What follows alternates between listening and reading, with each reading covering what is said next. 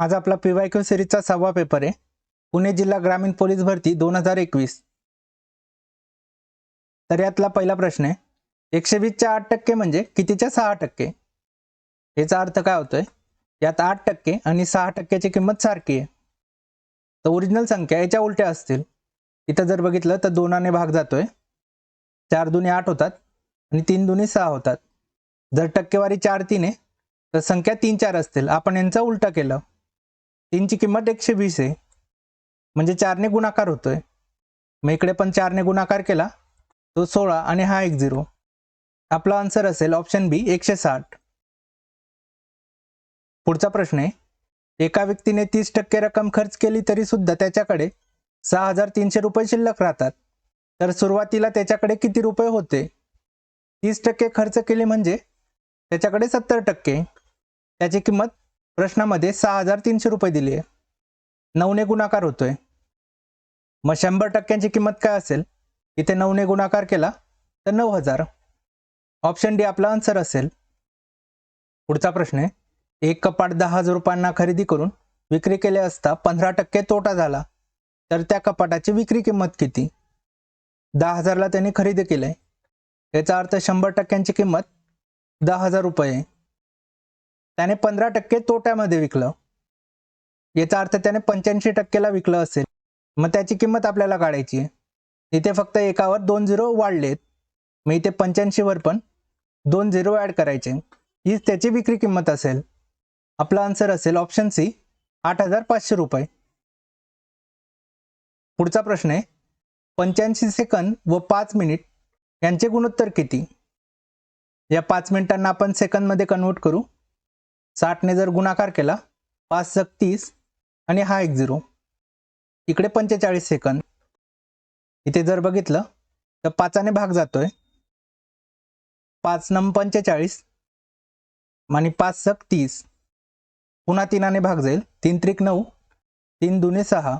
3 20चं गुणोत्तर आहे, जे की ऑप्शन ए मध्ये दिसतंय. हेच आपला आन्सर असेल. पुढचा प्रश्न आहे, महेशचा पगार अमोलपेक्षा 20%ने कमी आहे, तर अमोलचा पगार महेशपेक्षा किती टक्के जास्त आहे? जर याचा 100 असेल तर 20% कमी म्हणजे महेशचा 80 असेल. त्यांनी काय विचारलंय, 80 पेक्षा 100 किती टक्के जास्त आहे? 80 ची किंमत 100 दिली आहे. 1 0 1 0 कट होतो, 8 म्हणजे 4 आणि 10 म्हणजे 5. आपण दोघांना 2ने भागितलंय. 4 ची किंमत जर 100 असेल, याचा अर्थ 25 ने गुणाकार होतोय. मग वरती पण जर 25 ने गुणाकार केला तर इथे 125% येतील, म्हणजे 25 जास्त आहे. ऑप्शन ए आपलं आन्सर असेल. हे तुम्हाला समजवण्यासाठी मी एक्सप्लेन केलं. पण जर एखादी संख्या 20% कमी होते तर तिला बनवण्यासाठी आपल्याला 25% वाढावे लागेल. तर अशा वेळेस हे लक्षात ठेवायचं आणि डायरेक्ट 25% आन्सर लिहायचं. पुढचा प्रश्न आहे, एक काम 10 व्यक्ती 5 दिवसांमध्ये पूर्ण करतात, तर तेच काम 2 व्यक्ती किती दिवसांमध्ये पूर्ण करतील? 10 व्यक्ती 5 दिवसात पूर्ण करतायत, तर 2 व्यक्ती किती दिवसात करतील? 5 ने भागाकार होतोय, मग इथे 5 ने गुणाकार होईल. 5 × 5 = 25. ऑप्शन सी 25 दिवस एकूण लागतील.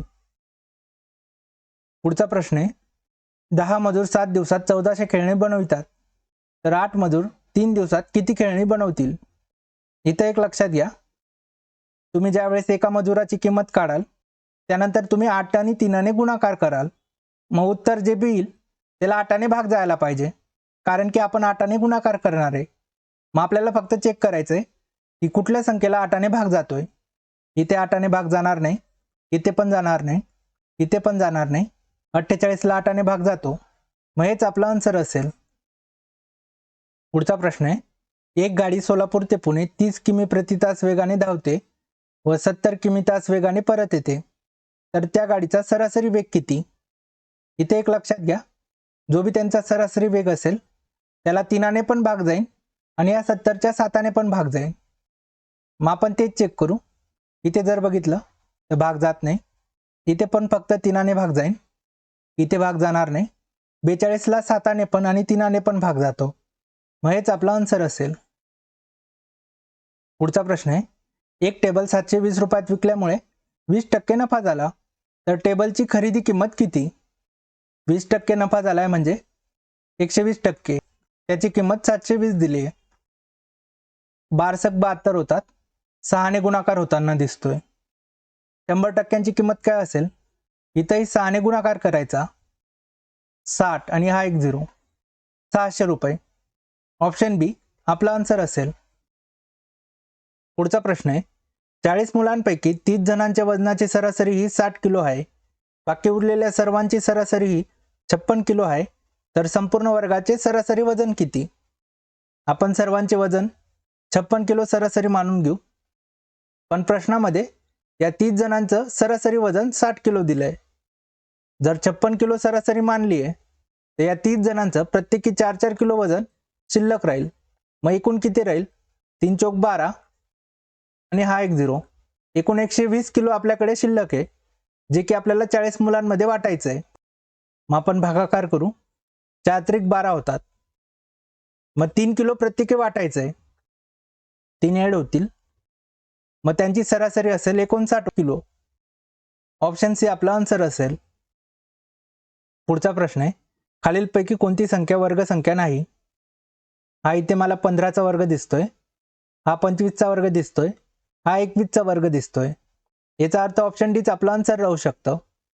इथे संख्या लहान होत्यात म्हणून आपल्याला वर्ग ओळखता आला, पण बऱ्याचदा संख्या मोठ्या राहू शकतात. मग अशा वेळेस काय करणार? मग यासाठी एक लक्षात ठेवायचं, वर्गसंख्यांच्या अंकांची बेरीज नेहमी 1, 4, 7, 9 इतकी येऊ शकते. या व्यतिरिक्त जर बेरीज येत असेल तर ती संख्या वर्गसंख्या नसते. यावरून तुम्ही अशा प्रकारचा कुठलाही प्रश्न सॉल्व्ह करू शकणार.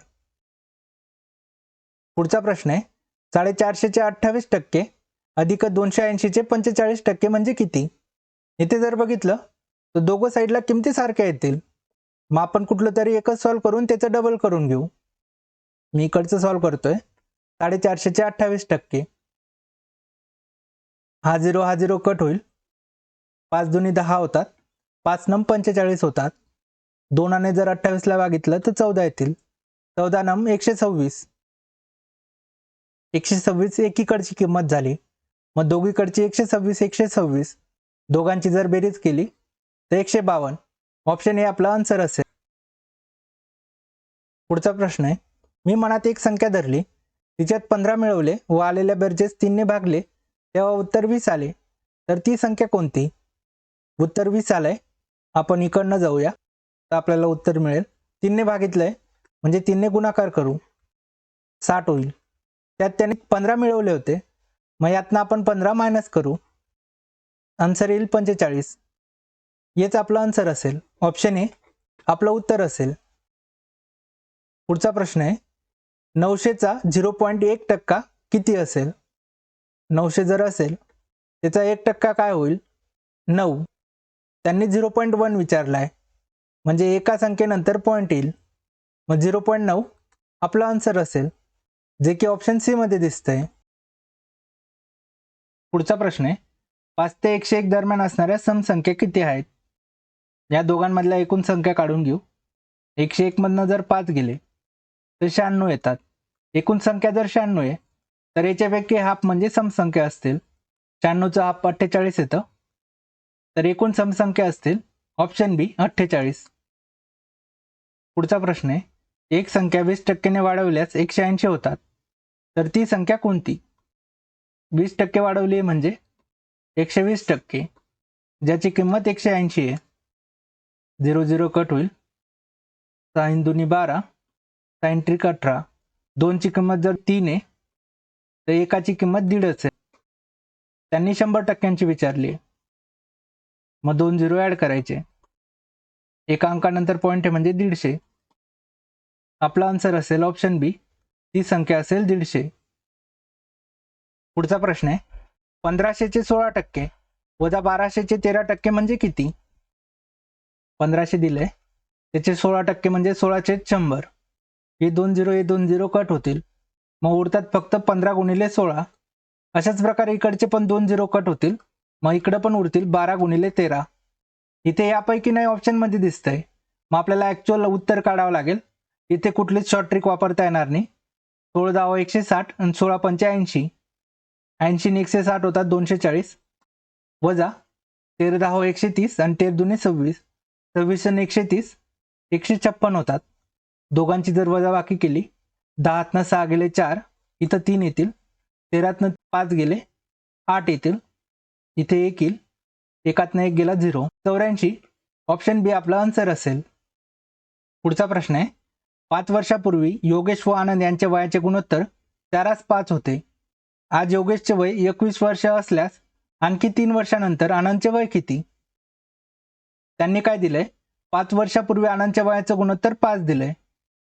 त्यानंतर त्यांनी 3 वर्षानंतरचं वय विचारलंय.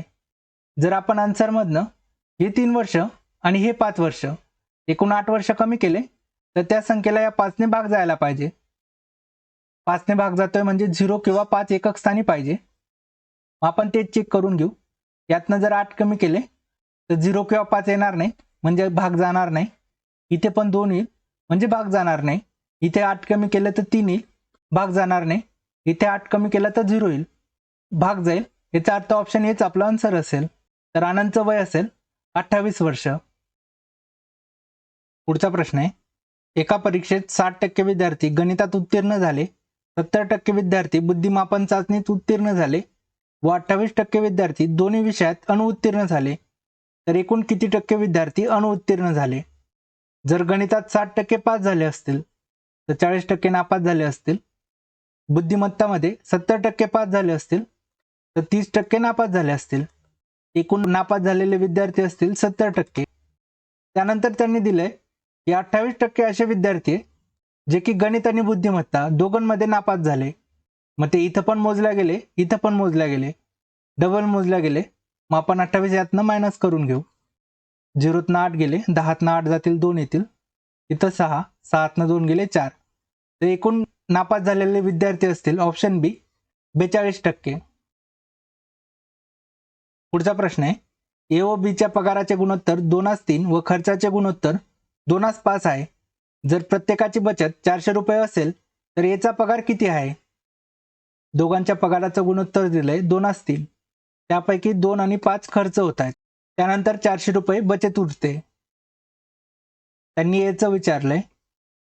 जर आपण एकूण पगारातनं हे 2 खर्च होणारे मायनस केले तर आपल्याला 400 उरायला पाहिजे. मग अशी कुठची संख्या आहे जिच्यातनं 2 मायनस केल्यावर 4 उरतो? 6 मधनं 2 मायनस केल्यावर 4 उरू शकतो. मग इथे 2च्या जागेत 6 पाहिजे. मग आपल्याला याला 3 ने गुणाकार करावा लागेल. मग इकडे पण 3 ने गुणाकार होईल. मग इथे येईल 6, इकडे येईल 9.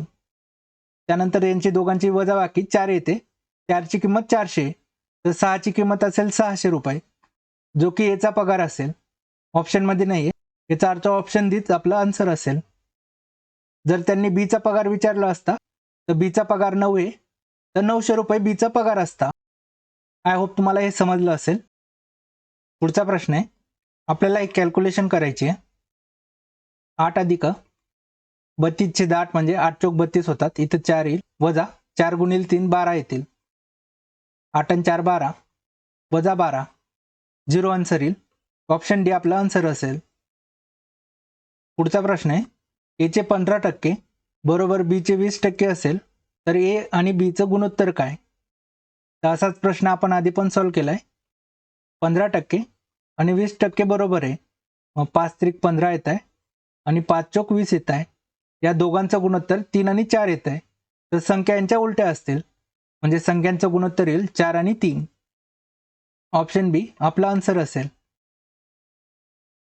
पुढचा प्रश्न आहे, दोन संख्यांचा लसावी 240 व मसावी 8 त्यापैकी एक संख्या 40 असल्यास दुसरी संख्या खालीलपैकी कोणती? तर इथे एक लक्षात घ्या, दोन संख्यांच्या लसावी व मसावीचा गुणाकार त्या दोघं संख्यांच्या गुणाकारा एवढा असतो. मग 240 गुणिले 8 बरोबर असेल 40 आणि ती संख्या समजा x आहे.